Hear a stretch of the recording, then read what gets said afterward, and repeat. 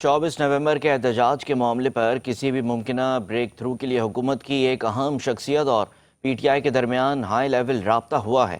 ایک رپورٹ کے مطابق کسی ممکنہ بریک تھرو کے لیے حکومت کی ایک اہم شخصیت اور پی ٹی آئی کے درمیان ہائی لیول رابطہ ہوا اور یہ رابطہ مثبت تھا۔ مذاکرات میں شامل نام افشاں ہوئے تو اسٹیبلشمنٹ اور پی ٹی آئی میں مفاہمت کی کوششیں بیکار ہو سکتی ہیں۔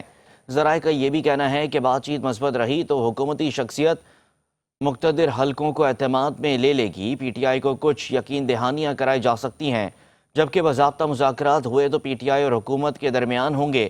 کسی بھی اتفاق سے پہلے حکومت کو اسٹیبلشمنٹ کی منظوری درکار ہوگی۔